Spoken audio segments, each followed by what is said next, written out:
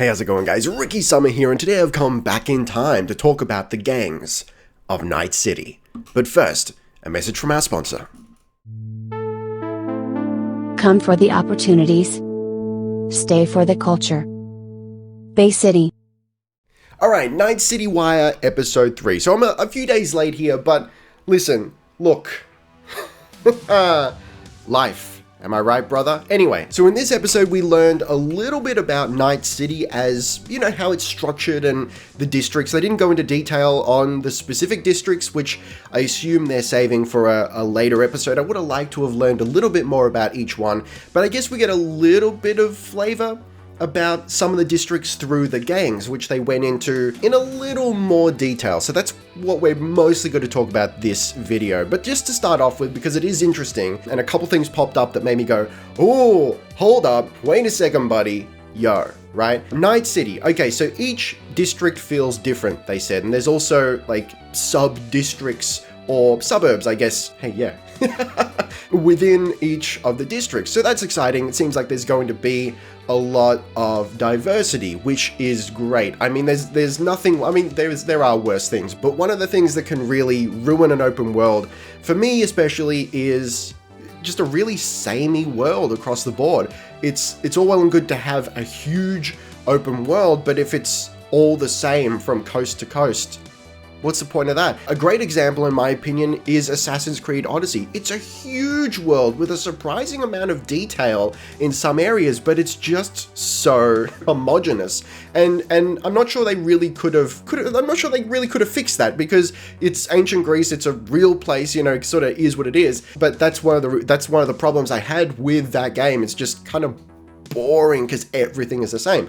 So it seems like Night City is not going to be like that. So I find it interesting that they haven't really been boasting about the physical size of the city. At least from what I've seen, I haven't seen any marketing material or any hype like Night City is this many square miles or whatever, you know, rivaling the size of Skyrim or insert open world game here. I haven't heard any of that. Maybe it's not so much a matter of being big, but rather of being dense, and I am absolutely here for that. That being said, I kind of want the Badlands around the city to be, you know, quite expansive, but we'll wait and see. That's kind of the vibe I'm getting, that maybe the Badlands are this big, like literally open landscape, and then once you get into the city, it's a little smaller, but it's more densely packed and it's really diverse, which is really cool. So they also mentioned that the city has a lot of verticality, naturally, as you imagine it would. So exploration, they said, was vertical, which I find really interesting. So like what I was just saying, what we may lose in like physical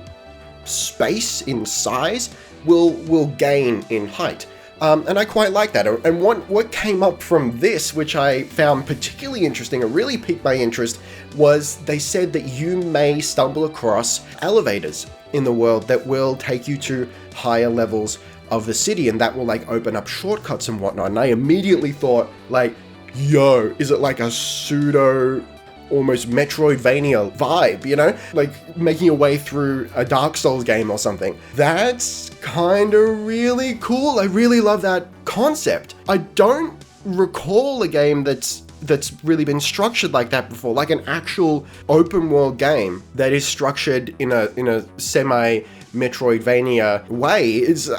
I find that really interesting, and I'm excited to see how that plays out. So on the topic of exploration, they said that it's not going to be so much a matter of, hey, there's something that I want to reach, I can see it off in the distance, so I'm just going to go there. That might not be as easy, because you have to find these shortcuts and scale the city, use the elevation, find ways up there. But it's more going to be a matter of you're just cruising through Night City, walking through the streets, and something interesting will come up, whether it's a confrontation or a little quest or just a little set piece or whatever. Exploration is going to be a more intimate and immediate, which is nice, you know? So you may end up kind of reacting to the world rather than conquering it. And yeah, that's a nice change of pace, I think. I'm excited to see how that plays out, how that feels in game. Anyway, so let's talk about the gangs. This is what we're here for. Let's talk about gangs. So they ran through all the gangs, and there were actually more than I was expecting. I was expecting they were going to do just like a little spotlight of like, hey, here's 3 gangs and we'll talk in depth about them. But they ran through all the gangs. There's actually a trailer that that sort of shows off a little taste of each of the gangs.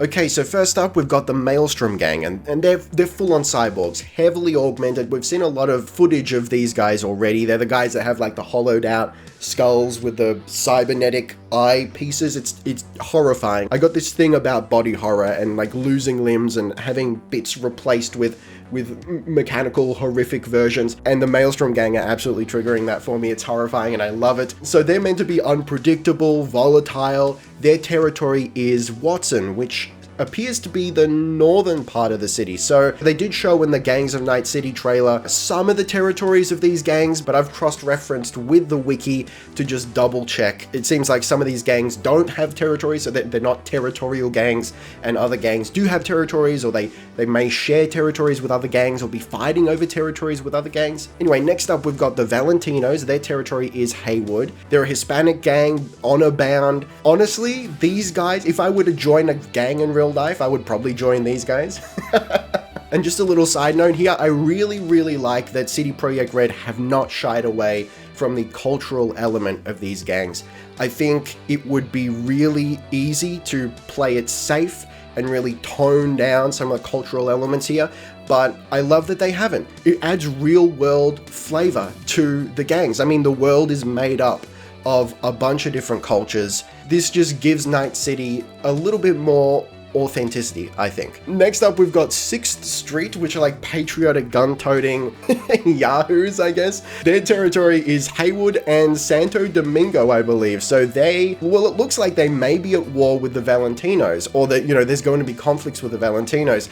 And that's interesting. I wonder if that means that while we're exploring the world, we'll just come across these little encounters between gangs. That'd be really cool. I don't know how dynamic that system will be, but even if no territory changes hands, just we know that Haywood, for example, is being contested by the Valentinos and the 6th Street gang. So it'd be nice to see little conflicts as we're cruising through Haywood.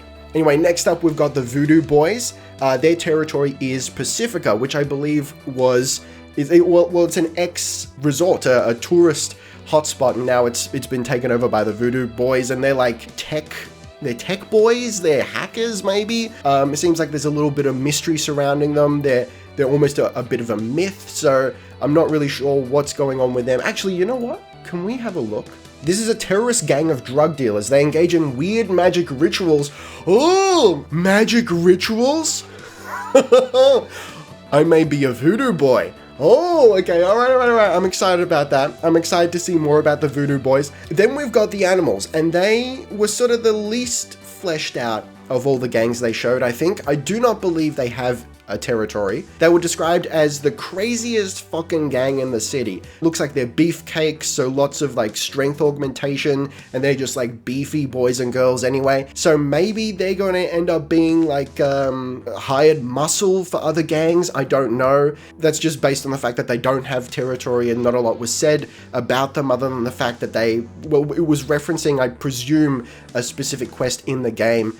That they were the puppets here. They were being used by another gang or the corporation or something like that. Yeah, so don't know a hell of a lot about the Animals, but I guess we'll find out when the game releases. Then we've got the Tiger Claws, which I actually found really interesting. They appear to be the most organized and, dare I say, civilized of all the gangs they showed off in the trailer. So they're a Japanese gang. Their territory is Watson and Westbrook. So it looks like they may be in conflict with the Maelstrom, assuming that, that Watson is actually being contested by both those gangs and they're not living in peace. I assume they're not. So that'll be interesting. They're ruthless, secretive. Right now, I'm thinking Tiger Claws and Voodoo Boys. But let's keep going down the list. Then we've got the Moxes, which is a really interesting concept for a gang. We actually found out a little bit about these guys or girls in the first Night City Wire or some sort of trailer. So they're basically hookers that have, as far as I understand, they're hookers that have banded together for protection. So they've created a gang to protect each other, which is pretty cool. That's a very pragmatic, real world reason for starting a gang. And that's one thing I noticed. A lot of these gangs have an authenticity about them. Some of them are a little bit more flippant, I think. I think the Maelstrom certainly have an ethos. Like they're very much about improving themselves through augmentation and maybe taking that a little bit too far. But what's the reason for that? I don't know. Maybe we'll find out in game.